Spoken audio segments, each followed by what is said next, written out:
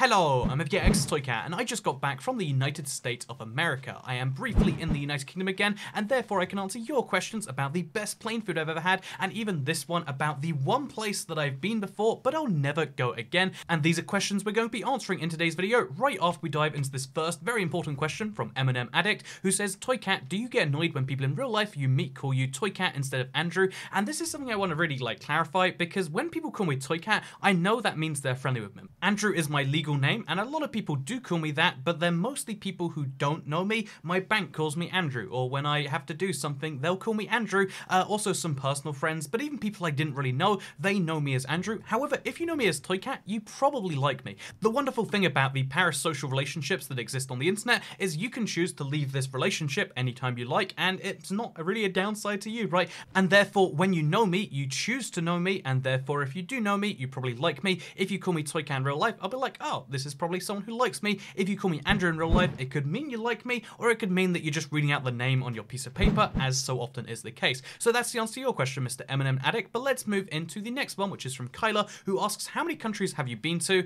And this is one that has come up a lot of times before. However, it hasn't come up again recently, and I have an exact precise count, actually, because the number of countries I've been to is 44. It's actually, funnily enough, we're approaching 1/4 of all countries on Earth visited. Right now, I'm slowly trying to tick off some states in America, because at least the map I'm using has them all separate, and I've kind of always thought it'd be cool to visit at least the majority of United States states, so I'm about to head over to Utah next week. It's going to be kind of wacky. I went to Arizona recently. It's going to be kind of fun to tick off the states one by one. The ones I'm most looking forward to are actually like Hawaii, Alaska, the weird big states that are barely even America because they're so far out there. Those are going to be some fun, and those are going to be some things I'm doing in the near future. But yeah, I've been to 44 countries, and I hope for that number to go up in the near future, except wait a minute, it's 45 because I've been to Australia and I forgot to include it on the map. So 45 of 196, going pretty well. The hope is that more and more countries merge into one, so my percentage goes up, and that fewer countries don't go independent, but that's just my opinion, because it's not really my opinion, it's a bad opinion. You can have it if you want to. But speaking of my times in Australia, someone asked about my plane food. Specifically, this question from ACJ was, what's the best airplane food you've ever had? And here's the deal about airplane food, because, what's the deal with it? Am I right, guys? No, airplane food is actually a really, kind of variable thing.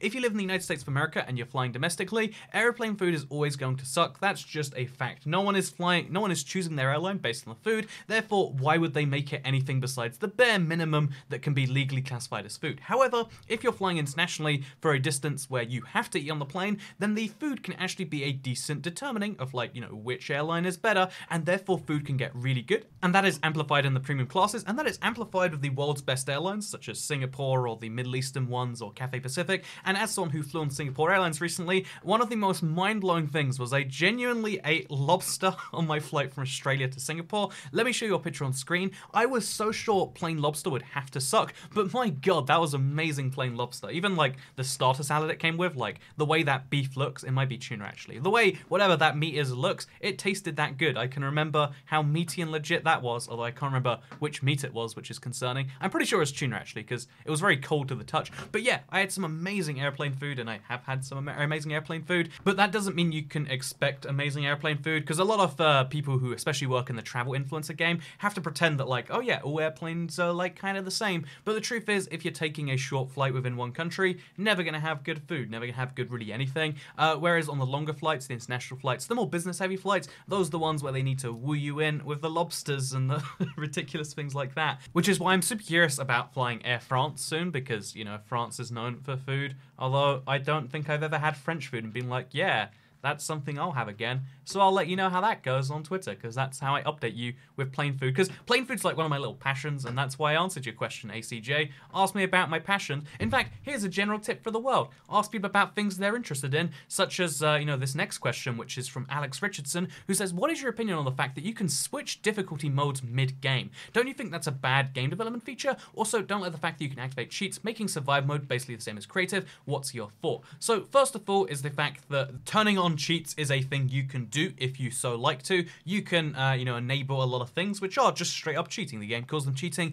However, if you do, your world is permanently marked. And although you can theoretically modify that away, most people don't. And there is a distinction between legit survival worlds and worlds that aren't. However, the kind of lesser distinction is the fact that you can always change the game to peaceful, which removes all of the hostile mobs and a lot of the challenge from the game, and is like kind of like the halfway house between survival and creative, right? So isn't it weird that you can do that all the time with no downsides, of no real things like that? And I feel like that's always been a Java feature. It wasn't there on console, which I thought was a really interesting decision, and then it is there on Bedrock. However, on Bedrock, even then, you have to go into the menus, which is often like a few steps. It can't actually save you on an instant, whereas in the Java game, usually when you pause the game, it actually pauses the game, and therefore you can do it on an instant. Whereas in the Bedrock edition, if you're about to die, you can't change the game to peaceful because it will take you too long. So with regards to this, I've always thought about it as a weird kind of thing. The truth is, you have to have your own rules when it comes to what's survival and creative. You can't go off like what the game does do. Even if it gives you the options to cheat, you can always just not. Like, the game having easy difficulties shouldn't need to affect you, because let's be real, people are going to do some terrible things with their Minecraft worlds, with their lives as a whole, and you know, you don't have to define your life by your relation to them. You can define it by what you do separate to that, and I think that's a good way to do things. Or maybe not. Maybe this is way too deep to answer a Minecraft question, so let's go into a way less deep question, like this one from the Mario Maniac, who says, will you buy a private jet? No, I won't buy a private jet, even if, let's imagine I can afford one. You know, the part of flying to me that's really fun is the fact that it is this, like, conveyor belt service in a way, and that, like, you know, every airline is doing hundreds of flights every day, and they're trying to make these very interesting, you know, there's lots of variations on the exact same thing, is what I'm trying to say. That's something I find hugely interesting. I like the planes are kind of like a form of public transport. They might be the highest class for public transport that even celebrities and billionaires, not billionaires, millionaires have to take, but there's something fascinating about that to me. I think things are only interesting if other people can experience them too, and that's part of why I have a YouTube channel where I show you things that I find interesting. Which is why we're going to go into the next question, which I know is going to be offensive to some number of people. However, Artillery Only says, speaking of your travel, is there anywhere you don't want to go again? And yes, there is totally a place I would not like to go again. And I want to recommend a lot of people against it because it is a fairly major airport. You might need to transit in at some point in your life, but you shouldn't go to the city. And even people in the country might be able to agree. There's going to be a lot of people from the country who are going to be like, no, Toycat, you just insulted our capital city. However, it's not one of the world's nicest cities. It's not even one of the world's most functional cities. Getting around is a mess and is very scary in places. Let me show you a couple of you know, pictures. So here's like kind of a gloomy just view of a street. It's actually, there's no traffic. As you can see, it's like, okay, this is like kind of getaway. I can deal with this. I find this interesting. I love seeing the ups and downs of areas. However, when I was walking along taking this picture, I missed that there was this giant hole in the street that has water of a depth that I cannot distinguish. I almost fell into the sewers, and I would have, I don't know how deep it is. There's a chance I'm going to drown in there, right? I almost drowned in a foreign country, wouldn't have been able to ask for help because I'd be drowning. No one's looking down this hole. You can see how empty the street is as a whole from the previous picture. And I just realized, like, man, I almost died in such a like, okay, let's assume that it's not deep enough to drown in. That's still going to be a pain to get out of, right? I don't see any way out of that. There's a chance that it is deep enough to drown me, and I can't swim, so I would have just straight died in sewage of all places too. And it's like, man, this is just the street there. This is just what it's like to walk. I really cannot, like, express the horror I felt as I did that. And this isn't my whole thing. This is just the moment where I was like, oh god. There was realistically, it was just a city which was not designed for tourism in the slightest. It's barely even designed for the people that live there, and it's the sort of city where I feel like they don't really want all the foreign influx of people coming in. There are lots of cities that do want your business, that are built for your business, and that you should totally go to. And yeah, Indonesia has lots of those cities, but Jakarta is not one of them. And my god, I have like full-on flashbacks to some of my times there. I can show you a clip of my Uber ride. I got on a motorbike like across the city. It cost me 93 US cents for a half-an-hour ride. That was pretty good. Here's like a random street food thing in the middle of the road. There's a kid in a tablet that I didn't notice when I took the picture. And way more importantly, just so I'm not being entirely negative, here are some cats I found in between the little stalls where they kept their oil and stuff like that. And aren't cats adorable? I think you'll find they are. So yeah, the place I've been that I would not go to again for absurd you know, like it would take a lot to get me to go anywhere near the place again, is actually going to be Jakarta in Indonesia. So Indonesia is a wonderful place. There is Bali, which is a lot of people like to go to. There's a lot of other airports in the country, and there is Jakarta, which is one of the world's largest cities in general. I think that Indonesia is a place I would probably go back to. The island of Java, I'm not so convinced about, and maybe that's offensive, but you know, I just came from Singapore. It's the world's nicest country, the world's nicest airport. Going to absolute craziness from there was always going to be a step down, and I just didn't appreciate that full enough. And now I do. I've learned my lesson, and now I'm sharing it with all of you, and some percentage of you are going to be offended by that, but that's fine. That's what the internet's here for, which is why we're going to move into the next question from composer Jess. Jess is not composting, she is composing things, because she says, considering you travel a lot, have you noticed the difference in a taste of water in different countries you've been to? And do you have favorites/least favorites? So honestly, I was really hoping that I'd like find a favorite tap water, because I used to drink tap water everywhere I went, and then I went to the first country where it was just bad, and it's like, really don't drink this, even if you think you should. And then I went to a few countries where it's like, hey, the water's mostly fine, but it gives new people Mesotma's Revenge, or whatever that's called. I don't know what the actual term for it is, but basically there is water that gives you diarrhea if you're new to it, because of the way that, like, it is a real thing. Like, the bacteria is in the systems of the people already, but when it first gets in you, it gives you real problems. Basically, that sounded awful to me. Like, you know what? You can tell that I've clearly made it on YouTube, because I will pay 40p for a bottle of water to avoid getting diarrhea. That is a fact about me that you now know. And yeah, basically, one of the things I kind of noticed is that tap water tastes vaguely similar around the world. It always tastes kind of foreign to me, if that makes sense, no matter where I am. Even in countries that are really, really nearby, it doesn't taste like water. It doesn't taste fully hydrating, and I really generally drink bottled water. One, because I know it's safe everywhere I go. Like, there are some localities that just, because, water is not done by country level, it's done by locality level. Some localities are better and worse at water. You can avoid that with water bottles. So yeah, when I go places, I drink water from bottles, because, you know what, the environment dies, but at least my insides don't, is kind of my policy on that one. But yeah, one of the things I think has to be true is water always tastes best home. I love coming home because I open the taps and good water comes out, like better than bottled water, better than tap water. And yeah, I think it's interesting that my favorite water around the world is my tap water, because actually, are we doing a whole conversation about water? Yes, we are! A water conversation. Let's continue. So, where I live in the UK, the water is really hard. Let me show you a map on screen of like hard water, soft water.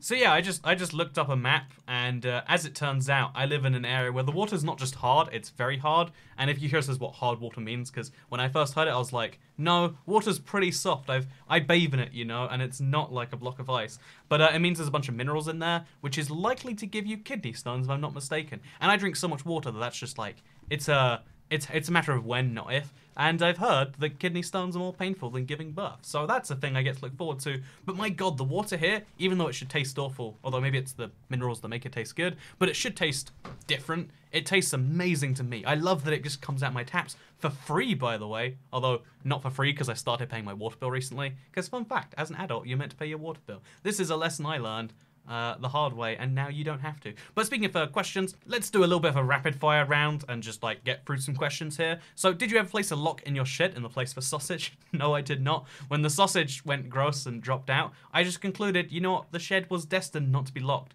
There's nothing in there I care about anyway, and therefore I leave the shed unlocked. Where are you going in a week? I'm going to the United States of America.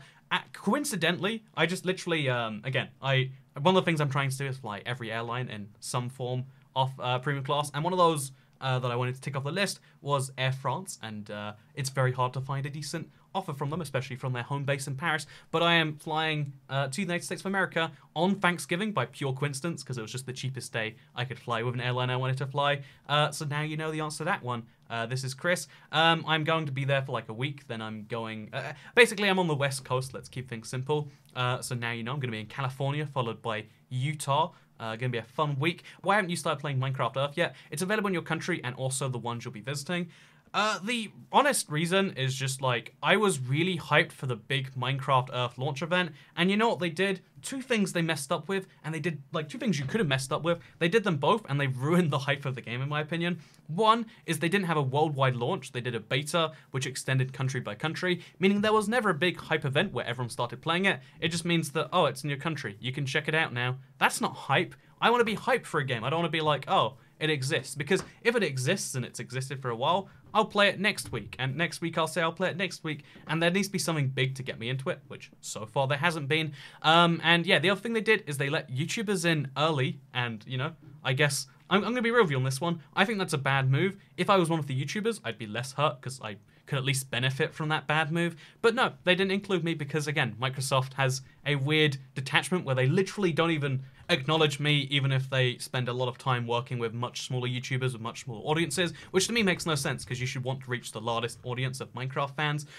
So yeah, not only did they not reach out to me, they've also been sponsoring other Minecraft YouTubers to play this game. And it's like, hey, you know, if you're paying other people to play your game, gives me a sign that maybe I'm not going to do it for free. And I don't know, like, it's kind of like a triple down on this one, you know? They messed up the launch twice by doing it for YouTubers only, then by doing it country by country, and then also they're now sponsoring a bunch of YouTubers, and I'll wait till the sponsor money comes in. And if it doesn't come in, it seems like it's not a waste because they ruined the hype of their own game, and it doesn't seem to be doing too well anyway. And did I just ran on Minecraft Earth for a while? I want to enjoy this game, by the way. I want to clarify, this is a game I was hyped for. This was a game that fit my style, my thing so well, but they killed it. They ruined the thing I love most about Minecraft, and I don't know if they're going to fix that. But if they are, it's not going to be yet, right? Because it's still not even globally available, which I hope they do sometime soon. So rather than ending on a negative note, let me just say that, you know, it's been a really turbulent time in the last few weeks, but there is a big announcement I want to make because I'm like temporarily back in the UK.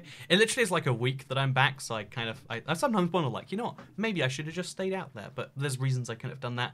Mostly making things like this. But yeah, I've been kind of like off and down and up and around, and things have been turbulent, if you forgive the plain analogy. However, something I want to do to kind of announce that I'm fixing that is December, starting on like the 5th when I get back, some day around there, we're going to be much more busy with the uploads, and indeed, I'm going to start Streammas. There's going to be 12 days of Minecraft live streams. It's going to be great, and I wanted to announce it right now. December is going to be a big month.